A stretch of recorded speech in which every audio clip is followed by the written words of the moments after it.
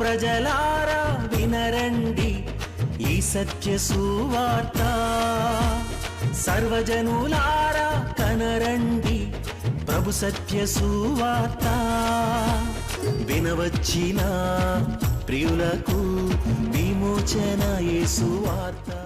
ప్రభు అయిన యేసుక్రీస్తు వారి యొక్క నామంలో మిమ్మల్ని అందరినీ ప్రేమతో ఈ సత్య సువార్త అనే ఈ కార్యక్రమానికి ఆహ్వానాన్ని తెలియజేస్తూ ఉన్నాం. యేసుక్రీస్తుల్లో మనకు కలిగేటువంటి ఒక విషయాలు, యేసు మనలో ఉన్న, మనము యేసులో ఉన్న, యేసునందు మనకు కలిగేటువంటి ఒక విషయాల్ని నేను మీతో పంచుకుంటూ ఉన్నప్పుడు, మీరు ఈ సత్య సువార్తని నమ్మితే, అంటే ఏది యేసులో మనకు దొరుకుతుంది, యేసు వలన మనకు కలుగుతున్నటువంటి ఒక విషయం ఏమిటి అనేది మనం నమ్మినప్పుడు, మనం నమ్మినది మనం దాన్ని అనుభవించగలుగుతూ ఉంటాం.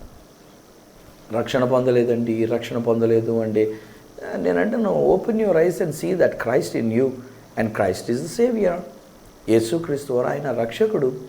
రక్షకుడైన యేసు మీలో ఉన్నారు అని మీరు తెలుసుకున్నప్పుడు మీ కుటుంబం రక్షింపబడిన వారుగా ఉంటారు.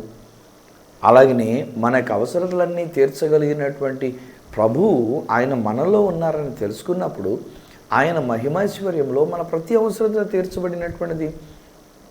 ఆయన పరమ వైద్యుడైనటువంటి ఒక దేవుడై ఉండి ఆయనే మనలో ఉన్నప్పుడు మనలో ఇక ఏ విధమైన వ్యాధి అనేటువంటిది ఉండదు. ఆయన మనకి ఇచ్చిన స్వస్థత.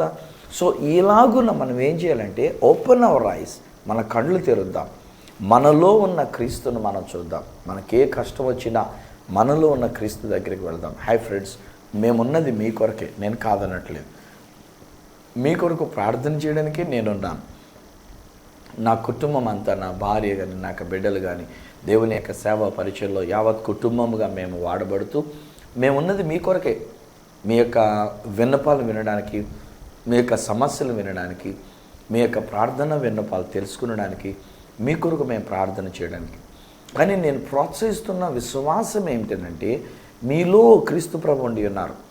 మాలో ఉన్న అదే క్రీస్తు ప్రభు వారు మీలో కూడా ఉండి ఉన్నారు. సో మీరు మొట్టమొదట మీలో ఉన్న క్రీస్తు దగ్గరికి వెళ్ళండి.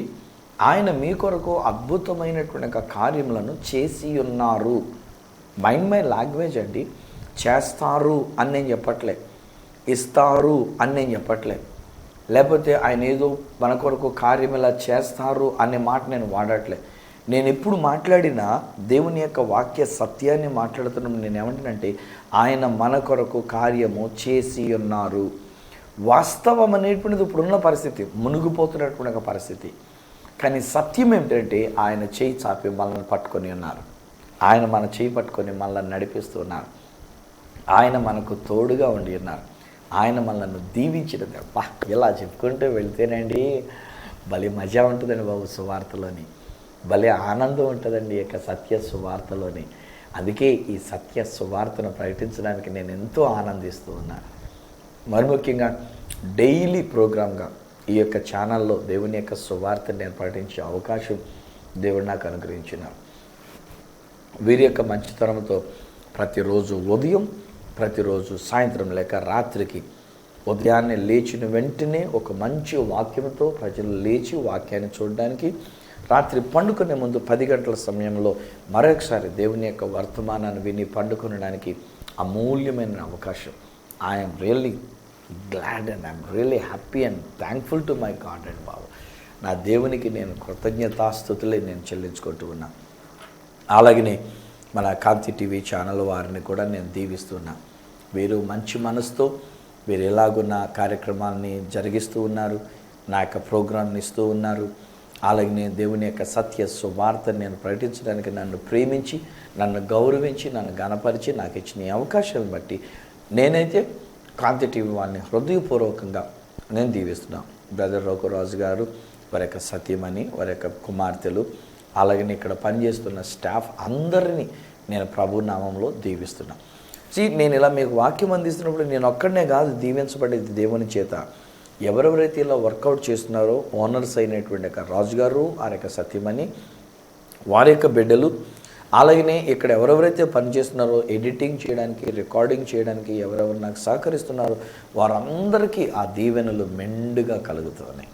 ఈరోజున మీరు దీవించబడ్డారు, ఈరోజు నేను దీవించబడుతూ ఉన్నాను, అలాగే ఇక్కడ పనిచేస్తున్నటువంటి ఒక బిడ్డలు దీవించబడుతున్నారు. మీ ద్వారా దేవుడు బహుశా మీ ఊర్లో అనేక మందికి దీవెనకరంగా దేవుడు మిమ్మల్ని కూడా ఉంచుతూ ఉన్నాడు. ఈరోజు నేను మీతో పంచుకుంటూ ఉన్నప్పుడు ఒక మాట, ఒక వాక్య భాగాన్ని నేను జ్ఞాపకం చేస్తున్నా. రోమీలకు రాసినటువంటి ఒక పత్రికలో నుండి కనుక మనం చూసినట్లయితే రోమాపత్రిక 8వ అధ్యాయం, 6వ అధ్యాయము 23వ వచనంలో ఉన్న మాట నేను మీ కొరకు చదువుతున్నాను. రోమీలకు రాసిన పత్రిక 6వ అధ్యాయము 23వ వచనంలో ఇలాగున వ్రాయబడినది. ఏలయనగా పాపము వలన వచ్చు జీతము మరణం, అయితే దేవుని కృపా వరము మన ప్రభువైన క్రీస్తు యేసు నందు నిత్య జీవము. నిత్య జీవము. హాయ్ ఫ్రెండ్స్, ఈ మాట కూడా మనం అర్థం చేసుకుందాం. Very simple. నిత్య జీవము, అందులోనే అర్థమైపోతుంది. నిత్యము ఉండేటువంటి యొక్క జీవము. ఏం జరిగిందండి? దేవుడైన యెహోవా ఆదాము అనేటువంటి ఒక మొట్టమొదటి మానవుడిని సృజించి ఉన్నాడు.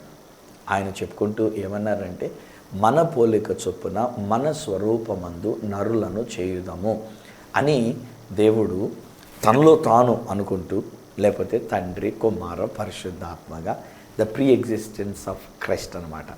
మానవుడిగా ఈ లోకంలో పుట్టక మునుపు కూడా నరావతారుడుగా ఆయన ఉండి ఉన్నాడు కనుక, ఒక దూతలాగా, ఒక నరుడులాగా అన్నట్టుగా ఆయన కనబడుతూ వచ్చినారు కనుక, తండ్రైన దేవుడు, కుమారుడైన దేవుడు, పరిశుద్ధాత్మైన దేవుడు వారు మాట్లాడుకుంటే ఏమంటారంటే, మన స్వరూపమందు మన పోలిక చొప్పున నరులను చేయుదాము.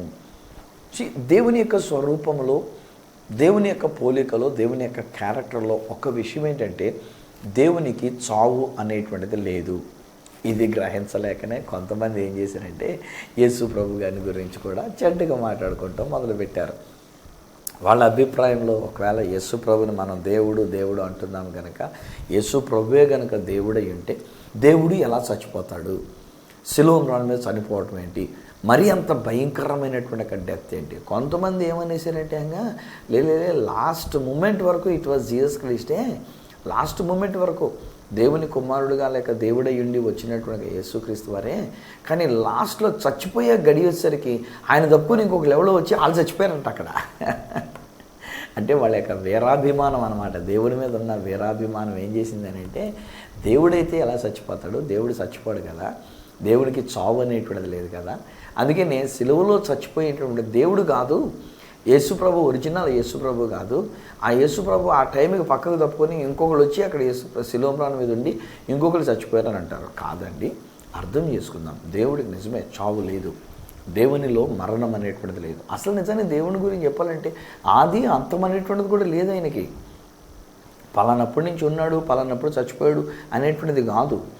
యేసు విషయంలోనికి వస్తే స్నేహితులారా, నన్ను రక్షించడానికి, మనలను రక్షించడానికి అప్పటికే ఉన్న యేసు, అనగా the pre existence of Jesus Christ అని అంటాం దాన్ని. యేసుగా ఈ లోకంలో పుట్టక ముందే ఉండినటువంటి యేసు, ఆయన మన కొరకు ఏం చేశాడంటే, ఒక మానవుడిగా పుట్టడానికి ఒక ఆరంభాన్ని కలిగి ఉన్నాడు.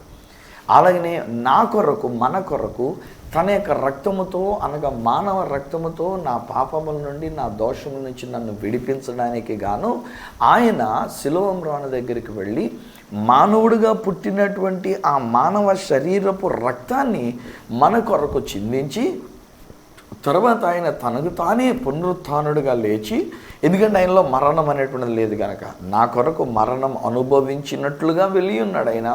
అట్టి మరణానుభవాన్ని శారీరకంగా పొందుకొని ఉన్నాడు. ఆయన లోకంలోనికి దిగి వెళ్ళి, పరదేశంలోనికి వెళ్ళి అక్కడ ఉన్న వాళ్ళతో చెప్పి 3వ దినాన ఆయన తనంతట తానుగా తిరిగి లేచినాడు. ఇప్పుడును ఆయన సజీవుడే.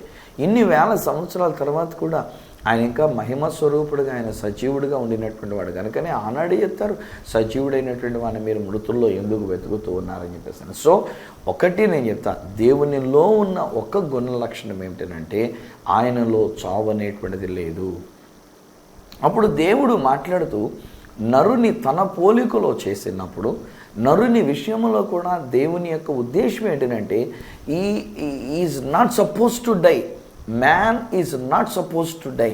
చచ్చిపోవడం కొరకు దేవుడు మానవుడిని చేయలే. నేను మరో చెప్తున్నాను, మీ గురించి కూడా నేను చెప్తున్నాను, నా గురించి కూడా నేను చెప్తున్నాను. ఆ మాట ఏంటంటే, మనం చచ్చిపోవడం గురించి దేవుడు మనల్ని పుట్టించలే. ఫిలాసఫీ ఏమంటుందంటే, పుట్టిన ప్రతి మానవుడు గిట్టక తప్పదు కనుక పుట్టినప్పుడు ఆలోచిస్తాడు వీడు ఒకరోజు చచ్చిపోతాడు అని చెప్పేసి అని. ఆ పుట్టిన పిల్లోడిని ఎత్తుకొని ముద్దాడడం మానేసి వాడి ఫిలాసఫీ. కానీ ఈ ఫిలాసఫీ అనేటువంటిది అధిక తెలివితేటలు ఎక్కువైపోయినప్పుడు తిక్కదనం అనేటువంటిది వస్తుంది. సో వాడి తిక్కదనంతో, వాడు అధిక తెలివితేటలతో వాడు పిల్లోడు పుట్టినప్పుడు ఏమని చూస్తాడంటే, వీడు ఇప్పుడు పుట్టాడు ఏదో ఒక రోజు వీడు చచ్చిపోతాడు అని పెద్ద ఆలోచిస్తూ కూర్చుంటాడు ఫిలాసఫర్. కానీ నేనేమంటానంటే, మనం పుట్టినటువంటి మనం చావు అనేటువంటిది మనకు లేదు. మనం చావడము కొరకు దేవుడు మనల్ని పుట్టించలేదు. దేవుడు మనల్ని పుట్టించింది ఎందుకనంటే, ఆయనతో మనం సహవాసము కలిగి ఉండడానికి, దేవునితో మనం ఎల్లప్పుడూ జీవించడానికి.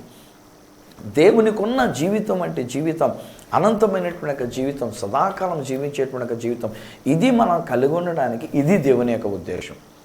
దేవుడు ఆదాముతో మాట్లాడుతూ ఉన్నప్పుడు అంటాడనమాట, ఇదిగో నువ్వు నా పోలికలో చేశాను, జీవించు, నువ్వు జీవించు, ప్రాణయ్యవు గనక నువ్వు జీవించు అని చెప్పాడు. తీసుకొని వచ్చి తోటలో పెట్టినప్పుడు అక్కడ ఒక మాట అంటాడు దేవుడు. మాట్లాడుతూ ఏమన్నాడంటే, నాయనా, ఈ తోట చెట్లలో దేని ఫలములనైనాను నువ్వు నిరభ్యంతరంగా తినవచ్చు. నువ్వు తింటేనే బ్రతుకుతావు అనేది కాదు, నువ్వు బ్రతకడానికి తినవలసినటువంటి పరిస్థితి అనేటువంటిది కూడా కాదు. నీకు తినాలనుకున్నప్పుడు తిందువు. కానీ ఒకవేళ తినాలని అనిపించలేదు, నీకు ఆకలి లేకుండా అనేది డోంట్ వర్రీ. నువ్వు ఒకవేళ తినలేదు, తిననంత మాత్రాన్ని కూడా నువ్వు ఏమాత్రం కూడా చచ్చిపోవు. నువ్వు చచ్చిపోవటానికి దాని గురించి అయినటువంటిది కాదు. కానీ ఒక మాట అంటాడు, నీవేదో రోజునైనా ఒకవేళ నా మాటను ఉల్లంఘించి, అంటే అక్కడ ఏం చెప్పాడునంటే, మధ్యలో ఒక చెట్టు పెట్టాను, ఆ చెట్టు పండు నువ్వు తినొద్దు, తిను దినమున అంటే నా మాటను మీరినప్పుడు, నా ఆజ్ఞను అతిక్రమించినప్పుడు అప్పుడు జరిగే విషయం ఏంటంటే మరణం అనేటువంటిది వస్తుంది, నీవు నిశ్చయముగా చచ్చెదవు అని అప్పుడు దేవుడు అంటాడు. But he doesn't wanted man to die. ఇది మనుషుడు చచ్చిపోవడం దేవుని యొక్క ఉద్దేశం కాదు. మనుషునికి ఫ్రీడమ్ ఇచ్చాడు, మనుషునికి స్వాతంత్రాన్ని ఇచ్చాడు. నీ ఇష్టం.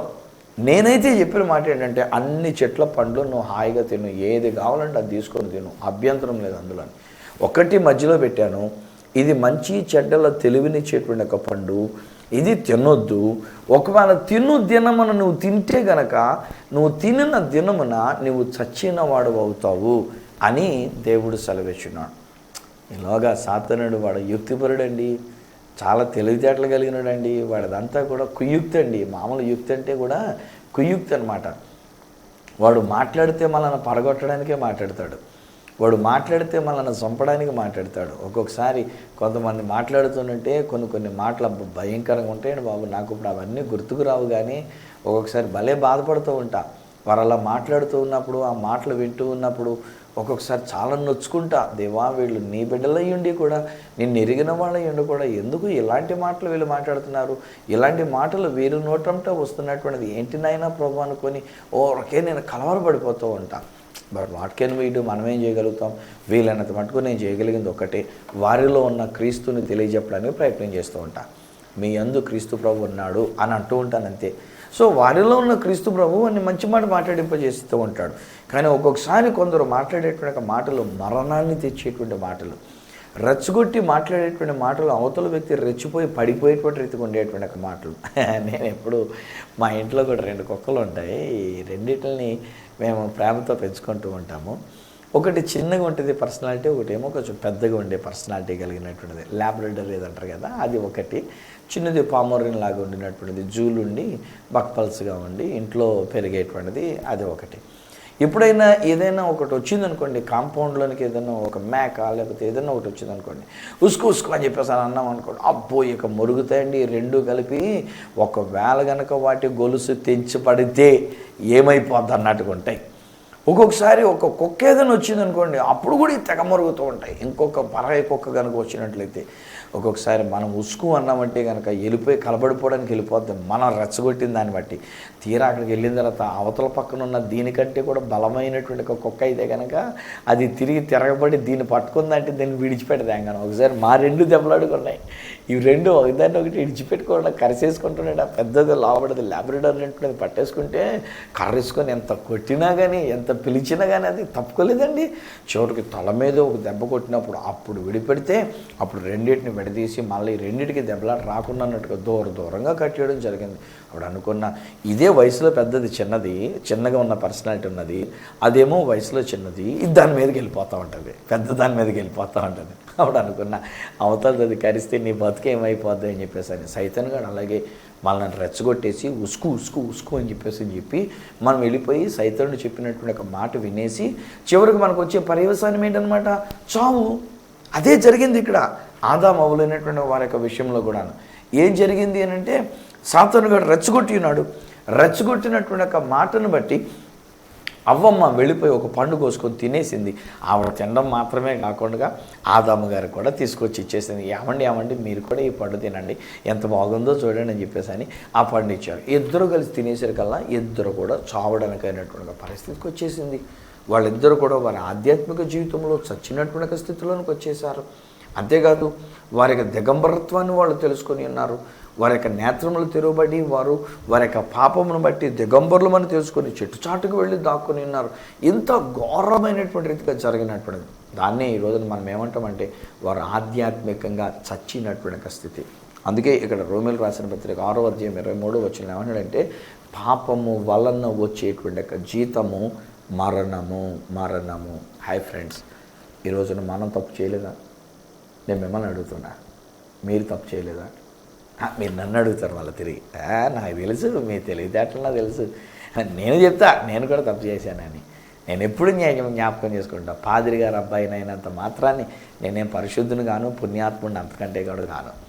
ఈరోజు నా జీవితంలో దేవుని యొక్క వెలుగు ప్రకాశించినప్పుడు నా బ్రతుకులు ఉన్నటువంటి చీకటి ఏంటో అది నేను ఎరిగినటువంటి వాడిని.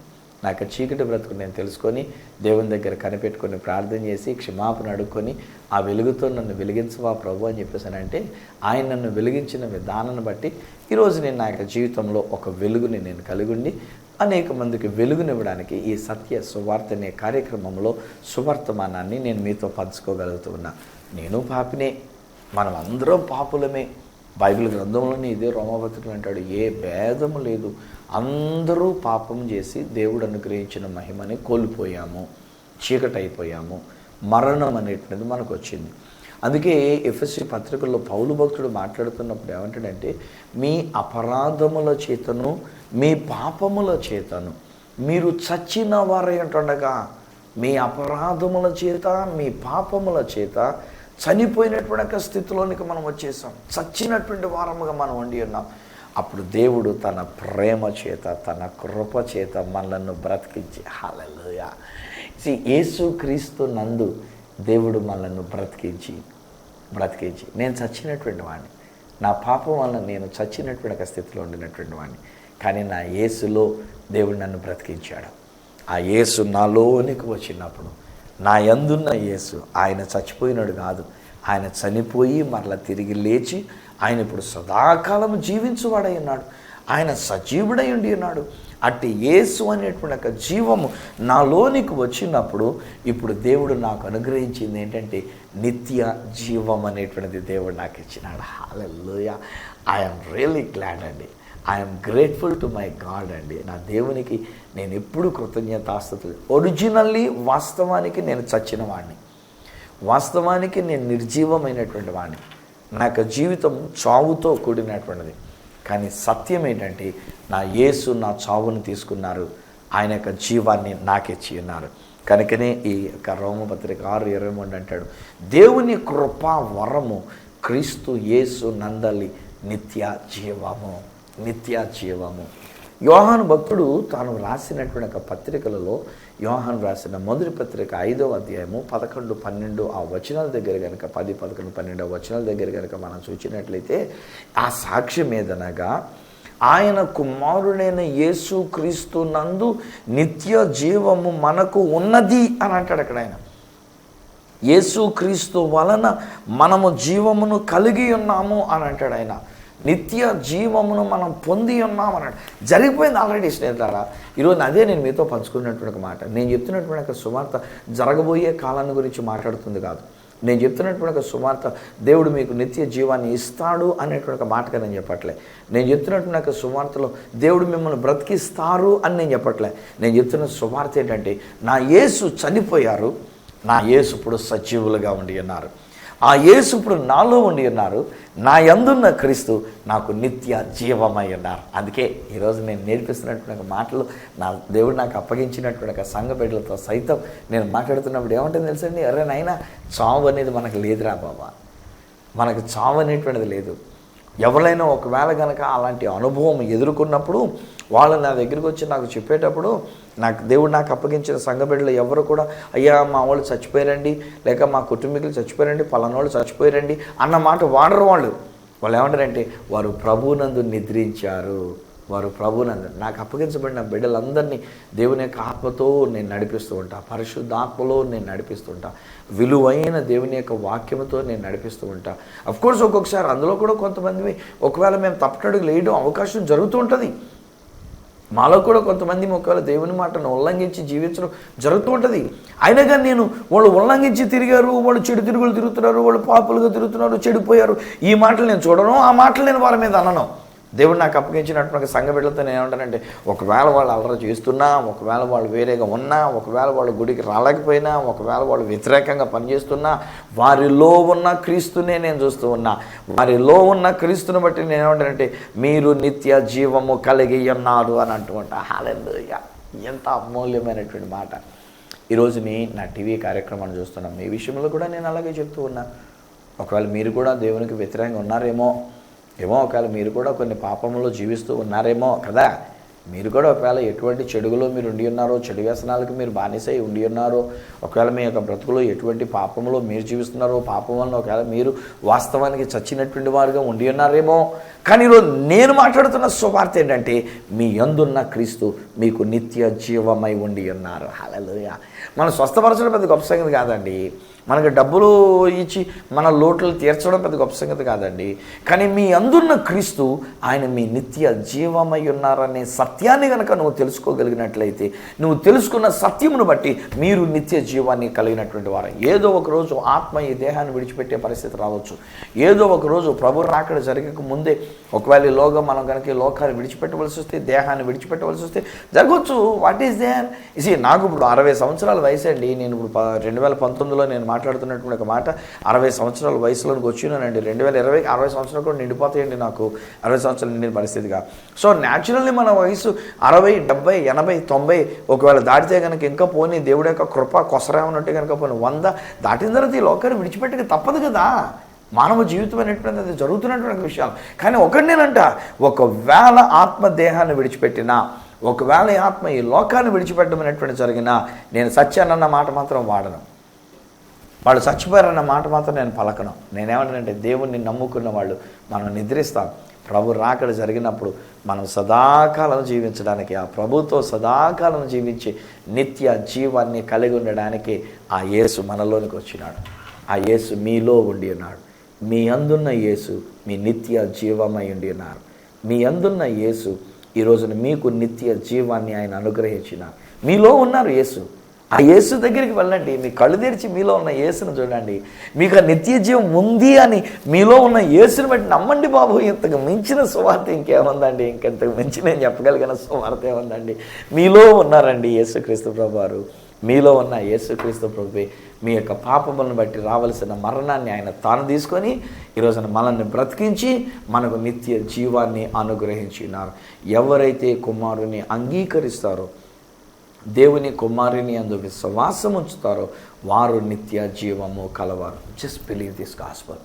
ఈ సత్య సువార్తను మీరు నమ్మి, యేసు నాలో ఉండి అన్నారు, నా యందున్న క్రీస్తు, నా యందున్న దేవుడు, నా యందున్న పరిశుద్ధాత్మ దేవుడు, నాలో ఉన్నటువంటి ఒక దేవుడు అని మీలో ఉన్నటువంటి ఒక దేవునిని మనం చూచి మన దేవునికి మన యొక్క స్తుతి యాగం చెల్లించుకుందాం.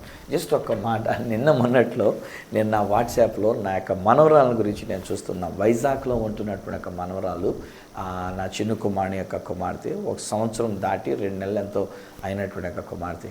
చూసిన వెంటనే వాళ్ళు మాట్లాడుతూ, వాళ్ళ యొక్క అమ్మమ్మ, వాళ్ళ యొక్క అమ్మ వాళ్ళు మాట్లాడుతూ నాతో పలకరించడానికి, నాన్న ఏసే ఎక్కడున్నారమ్మా, ఏసే ఎక్కడున్నారమ్మా అని చెప్పేసి అడిగారు. వెంటనే పిల్ల ఇక్కడ చూపించింది ఇలాగా, అప్పుడు నేను అనుకున్నా, అబ్బా ఎంత అమూల్యమైన మాట. మనవరాలు 1 సంవత్సరం దాటి ఇంకా మాటలు కూడా పూర్తిగా రానటువంటి ఒక బిడ్డ ఏసే ఎక్కడున్నారంటే ఇక్కడ చప్పట్లు కొట్టంటే చప్పట్లు కొడదు, ప్రైజ్లాడ్ చెప్పంటే ప్రైజ్లాడ్ చెప్తుంది. నేను ముక్కు ఎక్కడంటే ముక్కు చప్పడగా నొక్కేసుకుంటా ఉన్నాయి. సో ఆ చిన్న బిడ్డకు వాళ్ళు నేర్పించినటువంటి ఒక విషయం ఏంటంటే యేసు నీలో ఉండినారు. ఈరోజు మీరు కూడా అంతే. ఆ చిన్న బిడ్డ నమ్మింది. ఇప్పుడు ఈరోజు నేను ప్రశ్న వేస్తుంటే 1 సంవత్సరం దాటినటువంటి ఒక బిడ్డ నా యేసు ఇక్కడ ఉన్నారు అని ఆమె ధైర్యంగా చెప్పగలుగుతుంది. మీలో ఉన్నారు యేసు. ఉన్నారా అని నేను ప్రశ్న వేయట్లే. ఉండాలని కోరుకున్నారా అని కూడా నేను మీకు తీర్మానం నేను ఇవ్వట్లే. మీరు తీర్మానం చేసుకునే దానికంటే నేను డిక్లరేషన్ చేస్తున్నా, యేసు మీలో ఉండి ఉన్నారు. మీ యందున్న క్రీస్తు మీ నిత్య జీవమై ఉండి ఉన్నారు. అట్టి నిత్య జీవాన్ని దేవుడు మనకు తన కృప వరముగా, తన కృప చేత, తన ప్రేమ చేత దేవుడు మనకు అనుగ్రహించారు. మనం చేయగలిగింది స్తుతి చెప్పుకోవడం మాత్రమే. పరమందున మా తండ్రి, మీకు వందనాలు, మీకు స్తోత్రాలు మేము చెల్లించుకుంటున్నాం. మీ మహాకృప చేతనైనా నీ బిడలమైన మా జీవితంలో నువ్వు చేసిన మేలు కొరకు నీకు వందనాలు. మీరే మా కొరకు ఈ లోకంలోనికి వచ్చారు. మా మరణాన్ని మీరు తీసుకున్నారు, మీరు మరణించారు, మీరు మమ్మల్ని లేవనెత్తి ఉన్నారు. ఇప్పుడు సజీవుడైన మీరు మా హృదయంలోనికి వచ్చినారు, మాలో మీరు నివసిస్తున్నారు. మీరు ఇప్పుడు నిత్యము జీవించే దేవుడు అయి ఉన్నారు నాయన. మా కొరకు ఆల్రెడీ మరణించి తిరిగి లేచారు. మీరు సజీవుడు అయినటువంటి దేవుడు, నిరంతరం జీవించే దేవుడు. అట్టి మీరు మాలో ఉంటుండగా మాకు కూడా ఇట్టి జీవాన్ని మీరు అనుగ్రహించినారు. మామూలుగా మీ ఆత్మను మాలో ఊదినప్పుడే నరుడు జీవించు ప్రాణి అయ్యను అని చెప్తారు. మేము జీవించేటువంటి ఆత్మ జీవాత్మ అయి ఉన్నాము అని చెప్పేసి అని నీ వాక్యంలో వ్రాయబడింది. కానీ మేము పాపము చేసినందు చేత మరణం అనేటువంటిది మాలోనికి వచ్చినప్పుడు ఆ మరణాన్ని మీరు తీసుకొని మీరు మరణించి మా కొరకు ఇటు జీవాన్ని నిత్య జీవముగా మీరు నీకు వందనాలు నాన్న. నీ రాకడ జరిగినప్పుడే కానీ, లేక మేము ఒకవేళ సంఘముగా ఎత్తబడవలసినటువంటి పరిస్థితి వచ్చినప్పుడే కానీ మీతో సదాకాలము జీవించి నిత్య జీవాన్ని మేము పొందుకునే భాగ్యం మాకు ఇచ్చినందుకు నీకు వందనాలు. ప్రతి ఒక్కరి కొరకు నేను అడుగుతున్నాను డాడీ, ఈ నా మాటలు వింటున్న వీరి యొక్క కుటుంబీకులు, ఈ ఇంట్లో ఉన్నటువంటి ప్రతి ఒక్కరూ ఇటు నిత్య జీవమునకు వారసులుగా ఉండినట్లుగా, నిత్య జీవము కలిగిన వారు ఉండినట్లుగా యేసు నామములో నేను క్లెయిమ్ చేస్తున్నా. Thank you for blessing us with your eternal life. నీ నిత్య జీవముతో మమ్మల్ని దీవించినందుకు నీ కోటి కోటి స్తుతులు మేము చెల్లించుకుంటూ ఈ బిడ్డలను ఆశీర్వదిస్తూ నిత్య జీవాన్ని వీరికి నేను ప్రకటిస్తూ యేసు నామమున ప్రార్థించి పొంది ఉన్నాము తండ్రి, ఆమేన్. తండ్రి, కుమార, పరిశుద్ధాత్మలను దేవదేవుని దీవెన ఆశీర్వాదం ఆయన బిడలముగా మనకు, మన కుటుంబానికి అంతటికి యేసు నందు, ఆ యేసు ద్వారా నిత్య జీవాన్ని మనము కలిగి ఉండినట్టు సదా మనకు తోడయుండి ఆశీర్వదించి నడిపించును గాక. ఆమేన్, ఆమేన్. వెల్ స్నేహితులారా, యేసులో ఈ నిత్య జీవం మీరు కలిగినారు. బీ హ్యాపీ, సంతోషంగా ఉండండి. మీ సంతోషాన్ని ఒకవేళ నాతో కూడా మీరు పంచుకోవాలనుకుంటే కనుక ఒక ఉత్తరం ద్వారా కానీ, ఒక ఫోన్ కాల్ ద్వారా కానీ, ఒక SMS ద్వారా కానీ మీరు నాకు తెలియజేయాల్సిందిగా మనం చేస్తున్నాం. నా అడ్రస్ ఈ సత్య సువార్త, సామర్లకోట 533440, తూర్పుగోదావరి జిల్లా, ఆంధ్రప్రదేశ్. అడ్రస్ మరొకసారి చెప్తూ ఉన్నా, ఈ సత్య సువార్త, సామర్లకోట్ 533440, ఈస్ట్ గోదావరి డిస్ట్రిక్ట్, ఆంధ్రప్రదేశ్. అప్పుడు ఒకవేళ నాతో మీరు ఫోన్లో మాట్లాడాలని కోరుకున్నట్లయితే నా ఫోన్ నెంబర్స్ 984841100907, 9440040992, 8888552762. ఒకవేళ నాకు ఈమెయిల్ చేయాలనుకున్నట్లయితే నా ఈమెయిల్ ఐడి esatyasuvartha@gmail.com. మళ్ళీ నెక్స్ట్ ప్రోగ్రాంలో మిమ్మల్ని కలుసుకునేటంత వరకు మనందరికీ ఇటు నిత్య జీవాన్ని అనుగ్రహించిన ఆ ప్రభు రక్షకుడైన యేసుక్రీస్తు వారి యొక్క చేతులకే మిమ్మల్ని అప్పగిస్తూ మీ దగ్గర సెలవు తీసుకుంటున్న మీ ప్రియమైన సహోదరుడు ఈ సత్య సువార్త రాజు.